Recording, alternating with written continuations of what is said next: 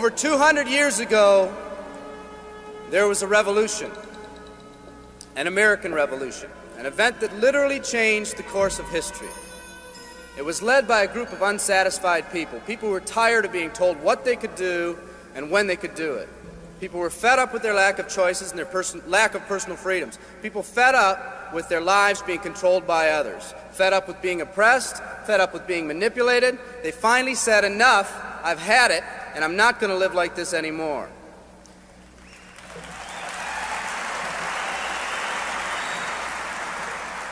Our ancestors were people that took full responsibility for what happened to them. It was that spirit that ignited a country and formed what is now a giant in the free world.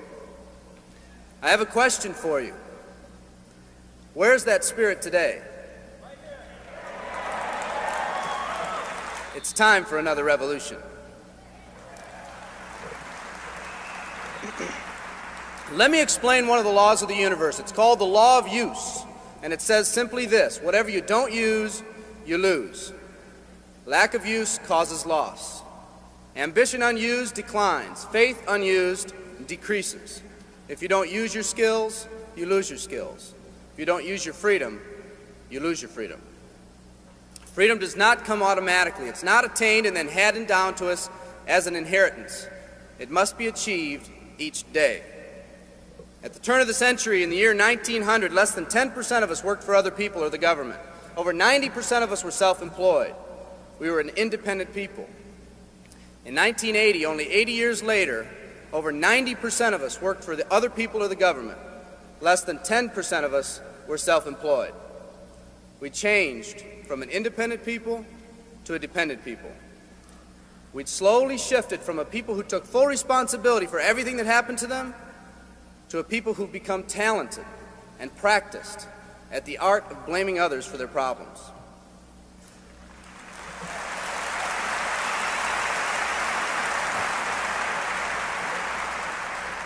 Our giant has fallen asleep. Our forefathers didn't say, who's going to take care of me? They simply said, all I ask is the opportunity to be free and the ability to take care of myself and my family. Today, we elect officials who will, quote-unquote, take care of us.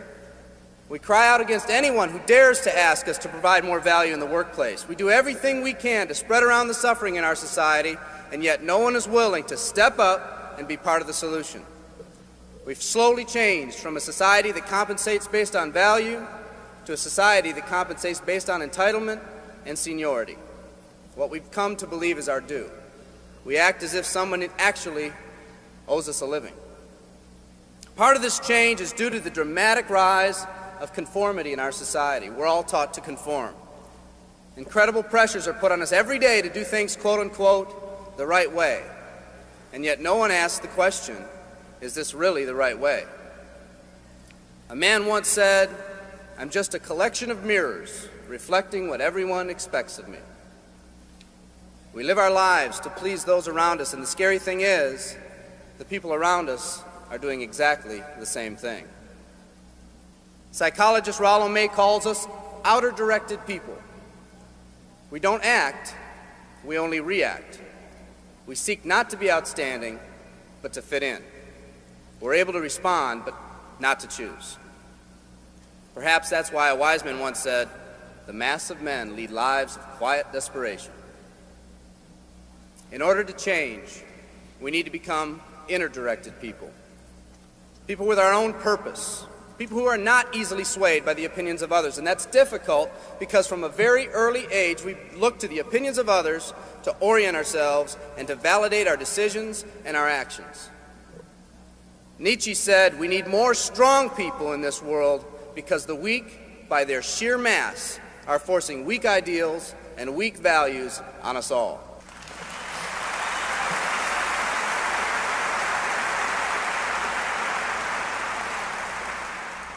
Today's massive social and economic changes are waking this slumbering giant.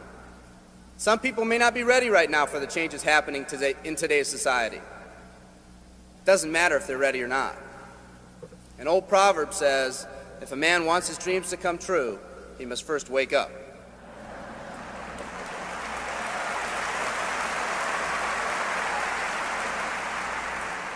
I, for one, am glad for the radical changes in our society because I believe that within that crisis, we will find that independent spirit that once pioneered this country. Some of us are finally ready to change. The displacement of our workforce has caused many of us to start searching for something better. Moving products and moving services is our business and our goal, but what we are becoming in the pursuit of that goal is a larger and much more important issue. The rekindling of our independent spirit has more lasting value.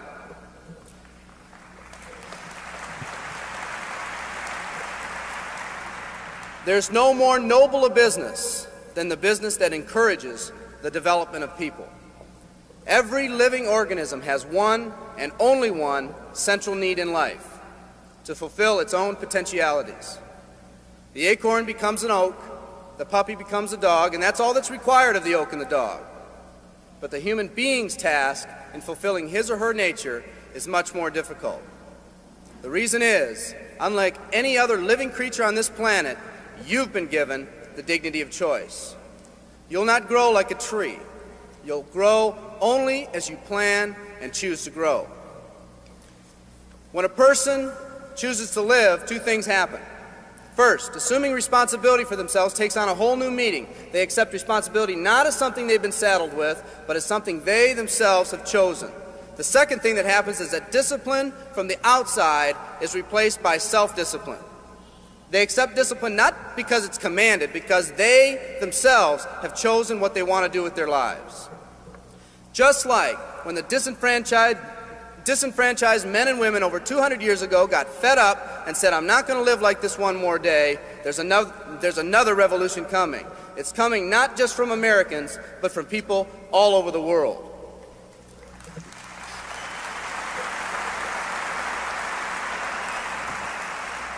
It's coming from people who've been oppressed in meaningless jobs, from people who've been unjustly held back, from people who've been slighted or ignored, from people who've had their hopes crushed time and time again by the circumstances around them, from people who've been playing in a game where the rules weren't the same for everyone, from people whose dreams have almost died by the methodical dripping of negative and pessimistic forces, people who've just been waiting for the right opportunity to present itself, an opportunity that they could hold on to, believe in, a place where people believed in them.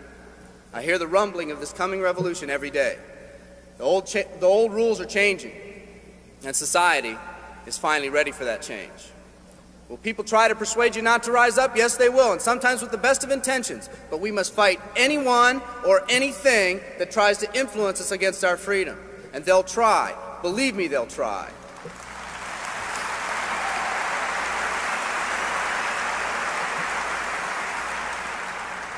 They'll try to suggest you off course, to nudge you off course, to distract you off course. There's another revolution coming, and it's going to be led by a group of unique and courageous people like you.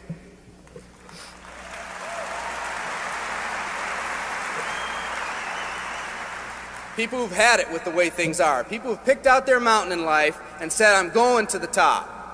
And if someone tells you you can't climb mountains, you don't have any experience, you tell them, "I'm going to the top."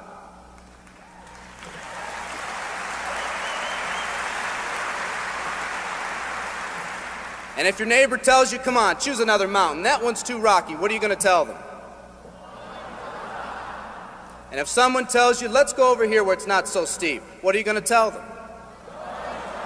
And if someone says network marketing, what are you going to tell them? And if your friend tells you, "Come on, let's climb this one, that one's too slippery," what are you going to tell them? If anyone tells you you can't go up, it's too rocky, too steep, too slippery, you say, "Listen here, I'm going up. You're either going to see me waving from the top or dead on the side. I'm not coming back."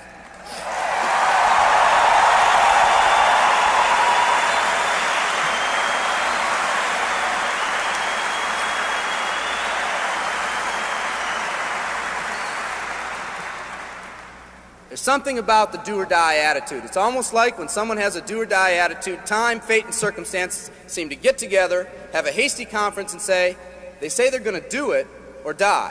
We might as well let them have it.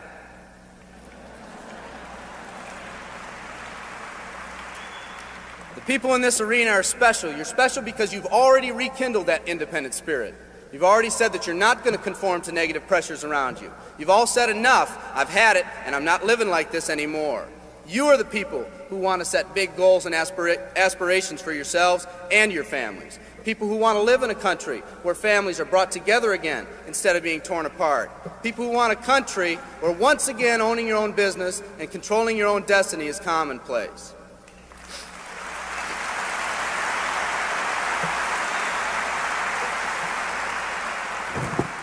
People who want a country where every man, woman, and child is treated with equal respect and dignity.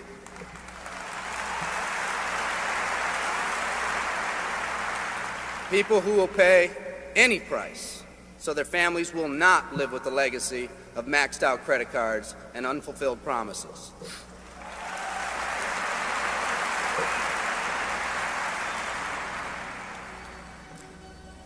Today, we stand at the genesis of a new revolution, and people like you are going to lead it.